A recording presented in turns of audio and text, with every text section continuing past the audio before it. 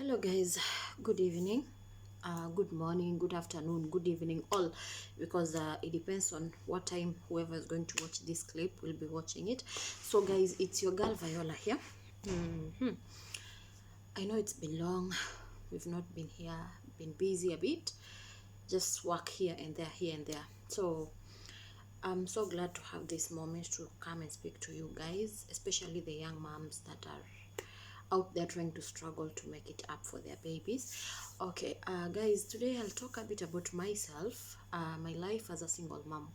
So it all began back in 20 2012. Yeah, 2012 is when I had my first baby at the age of 18 years old, who by now is already late, whereby I got pregnant at the age of 18 years. And it's like due to challenges we face living in the ghetto. And I know ni watu wengi wanaweza understand the situation back in the ghetto. So for a person to be 18 years and be pregnant, I know it's somehow like nilikuwa mdogo, but I didn't have an option because now I was pregnant and I didn't have anything to do. So that is when I started my journey as a single mom, whereby at the age of I think I was 3 months pregnant when I was having issues with the baby daddy, and we broke up, and that was it for me. So guys, I gave birth to my first baby, and I lived with the baby for 3 months and 2 weeks only before God loved him more than I did. So I lost my baby. But during this period of pregnancy and giving birth and living with the baby for 3 months, I was all alone. That's why I said that my journey as a single mom started with my first baby in 2012. I had a baby boy, and yeah, after he passed on, I went through a lot of trauma, a lot of issues here and there, whereby we'll talk about them in another chapter maybe. So I'm now a single mom of 2 kids. I might say that okay, it's never a wish for any girl out there to be a single mother. I know most people would want to give birth and take care of their kids with their daddies, but to some people it's not possible for it to happen the way you plan, because we as human beings, we plan our own, and God will always plan his own also. So for me, I'm a mom of 2 babies, and the journey with the 2 babies started back in 2013, because I remember immediately after losing the baby, I only stayed for like 2 months, and boom, I had another pregnancy. So yeah, at first everything was fine, everything was doing good, until I finished my period of pregnancy, gave birth to a bouncing baby boy, whereby the boy is now 8 years old, we thank God. His name is Al Pacino. So guys, things were very fine with me and the daddy, everything was just good. I was happy as a young mother because now I was 19. So I was just happy because everything was just going on well. There were no challenges here and there, apart from the normal challenges in life, but I was very happy. So when my baby turned 8 months old, that is now when things began changing. The daddy became a drunkard, and a few things here and there, whereby I think in another chapter I'll talk about it, but for now I just want to talk to this topic about being a single mom. So yeah, my baby was 9 months when the daddy changed. He just became strange, things were just different. Before I knew it, I was pregnant again with another baby, whereby now this is the girl that is after Al Pacino. Her name is Shelby. She's 6 years of old now. I thank God for them.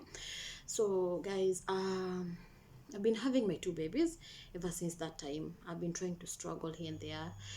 Yeah, so at some point their daddy was sick, and from that time, that is now when I had to be like a real single mom. It has not been easy. It has not been easy. I won't say it has been easy because it's difficult taking care of 2 kids, and you're alone and you're jobless and you're just there. It was just a hell of time, but I thank God because the more I struggled, the more I tried to pull myself up, the more I went, the more further I tried to step my feet. God was always raising me higher and higher, and I do appreciate that. Even though at some point I became like, okay, I used to drink a lot. I would like, I just want to come home drunk because I don't want to see my kids lacking anything. I was watching one of the Mungai Eve's show when she was talking to the Maria, the lady that sang a few years ago with Avril, And a lot of people are condemning her for what she did, working in a brothel. And she defended herself, saying that she did that for her kids. I really can't relate that. It's not that it's something to be proud of, working in a brothel. A lot of people might not understand what is a brothel. In our language, lugha yetu ya mtaani, brothel ni place ya mapoko, place ya mademu wa rodi, kitu kama hiyo. So I really felt her when she said that she did everything for her kid. Guys, single moms go through hell.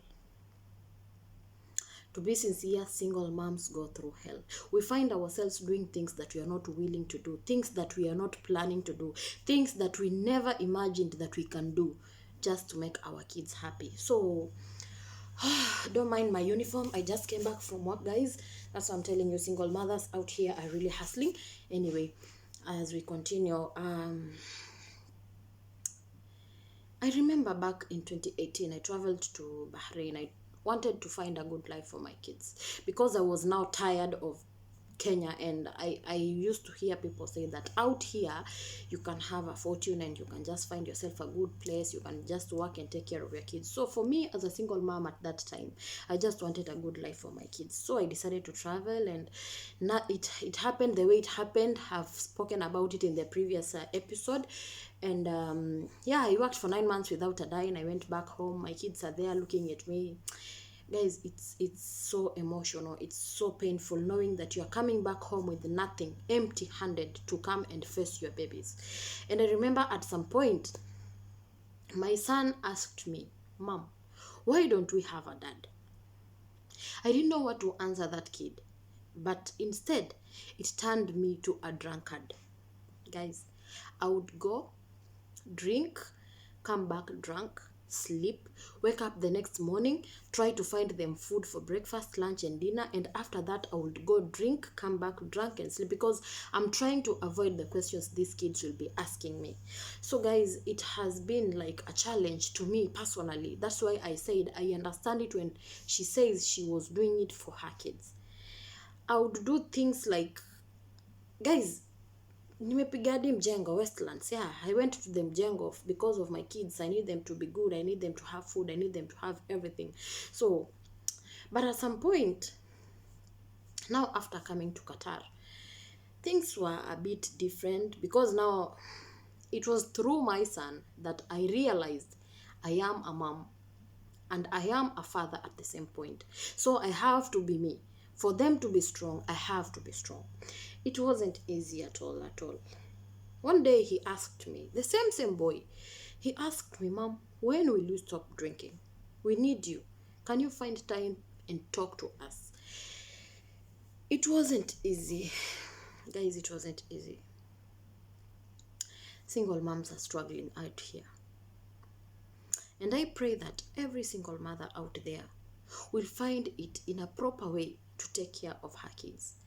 Despite the challenges we are facing as single mothers, I would advise that we young mothers will not do something that will be used as a cross to crucify our kids when they grow up. When I say as a cross to crucify our kids, I mean that, whatever I'm doing now is what my kids will be referred to in future. I don't know if somebody will understand me. What I mean is that, like for example, now whatever I'm working, when my kids grow up, people will be seeing them like, these are the kids of this lady that did this and this and this. So as though we are trying to struggle to put everything together and take care of our kids in life, we are not supposed to do things that will be used as crosses to crucify our kids in future. Once we are not there, maybe we are not supposed to be doing things that will be crucifying our kids. Yeah, I know we pass through, which is the right word for me to use? I know we pass through things that a lot of people may not understand. I know people take advantage of us. People would come like, I know she has a kid and she will say yes if I tell her to do this. I know all this because it's a path I've led before. But it's a high time that we as single mothers would stand up and know what we want for our kids. We should stand up and know that these kids have a future. And if we don't make it now, nobody is ever going to make this future for them. ladies do anything for money. We understand that. It's normal. You find yourself in a position that you can't say no because there's money and your kids are included. But even if your kids are included, is it positive? Is it godly? Is whatever you are doing godly? Or is it something impressive? Is it something to be boastful about? Is it something that your kids can be proud that mommy did this and we got this? Is it so like, you know, young mothers? Of course, I am a young mother and I have been a young mother, so I know everything, every step. Madem si uambiana eti tutafute mbaba, atakulelea watoi, sijui atakufanyia nini. What I believe personally ni ati, a lady's money is her own security. Usikubali kutumiwa na mbaba juu ya watoto wako. No. Kwa sababu whatever you are doing saizi, ndo itakuja kukua judgment ya watoto wako kwa hiyo society yenye unajaribu kuwa impress. Don't do anything to impress the society and damage the name of your kids. Kwa sababu as it is written somewhere, maybe I would say, according to history, whatever I'm doing is what will be referred to my kids when they grow up. Sijui kama mtu anani understand.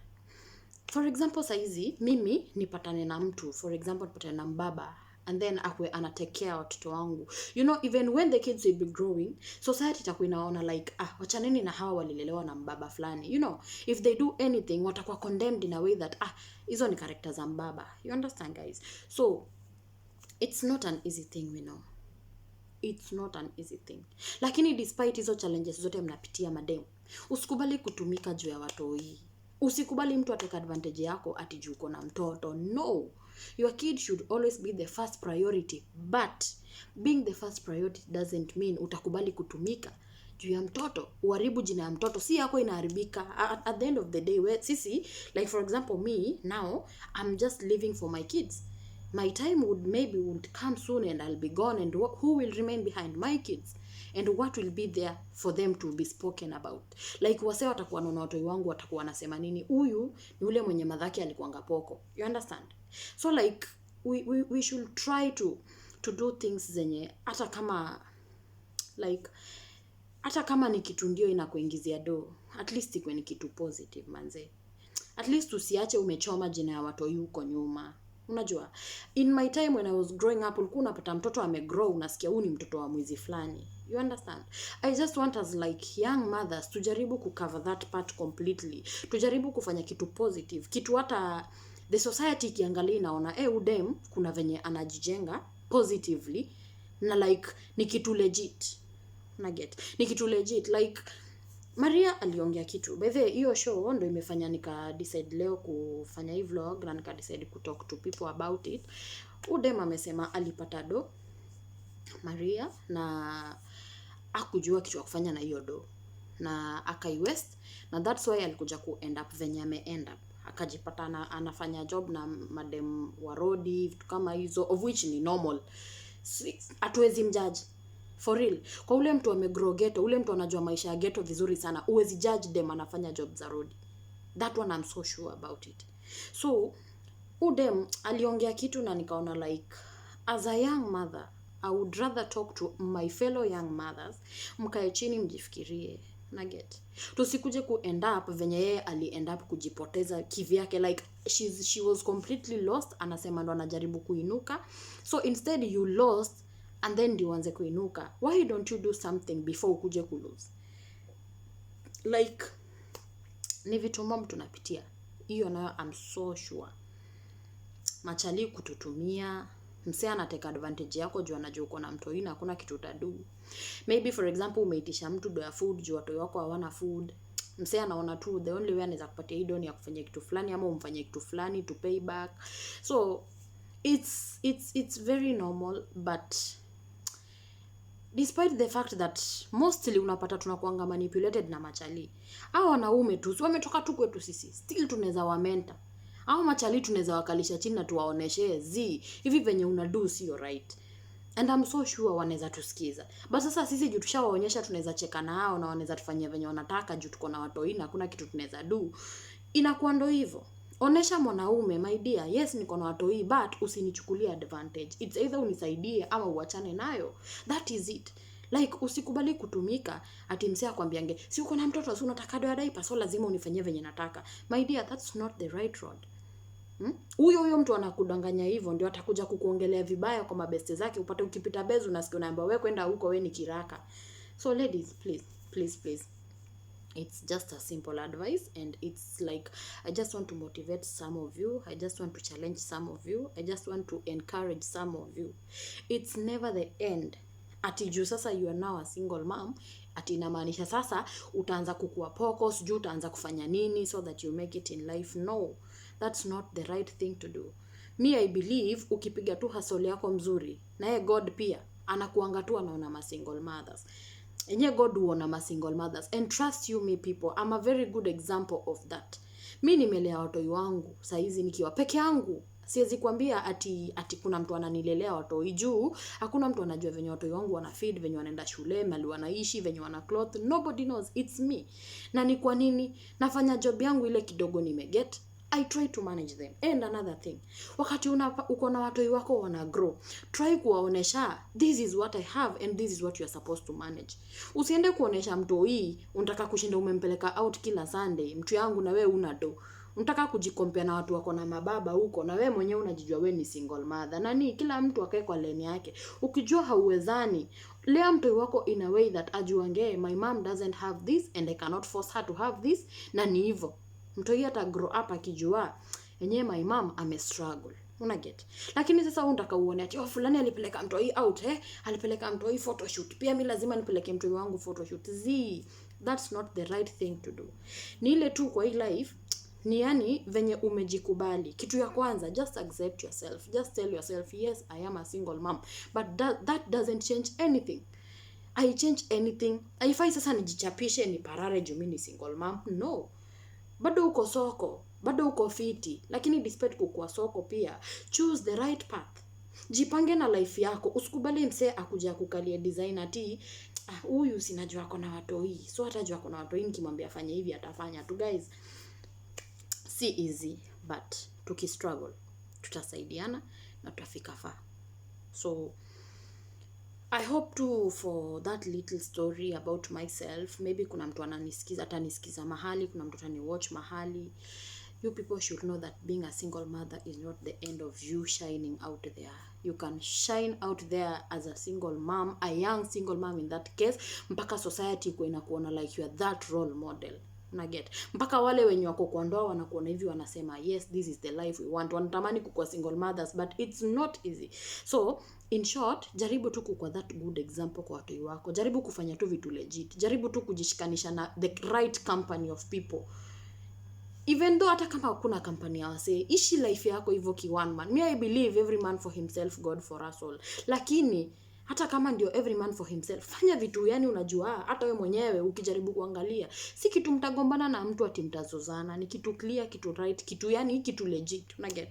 So wale mademo wako pale ume lose hope, wewe kama single mother unaona like you don't have a future, your kids don't have a future. Manze, kuna future. Huyo ni prezo wako hapo. Huyo mtu yuko na yeye ni mwalimu wetu wa kesho. Huyo mtu yuko na yeye hapo ni future ya watu wengi sana. So instead ukae hapo ushinange umelegeza ati juu sasa unaona it's the end for you. Manze, toka tafutia watoi. Na solution si wa baba. Yes, solution si wa baba. Solution ni wewe uamke, uambie Jajare ni guide, nijue mali naenda, ile kitu naenda kutafuta nipate, mtoi wangu asikose. Na Jajare atakuhelp. So ule mse ana feel like ako too down, ule mse ana feel like tu ame lose too hope. Anaona tu like enyewe mimi niliachiwa mtoi nile, so hata sina form. Manze, still uko na form. Wewe ni mrembo, unaweza jijenga. Unaweza jijenga na uko kitu fiti kwa hii life. So ladies, please humbly na wa request to share this video widely. Maybe najua kuna mtu hii story itamjenga mahali, kuna mtu itammotivate, kuna mtu itamconsole mahali, unajua. And share it widely like to everybody mwenye anaweza watch, subscribe, like. Nawapenda tu sana, especially wale mademu wamejituma. Nawapenda sana. So for me, ndo nimetoka job, nataka kufreshen up guys. Don't mind my room. Mimi ndo nimefika nyumbani. ya huku tunaishi madem watatu, madem tumejituma, madem tunapiga hustle, madem hatutambui wa baba, madem tunatambua kujiasolia ya. So ndo nimetoka Wera, venye mnanicheki hivi ndo nimetoka job. Manze nawapenda sana. Moral. Nawapenda sana.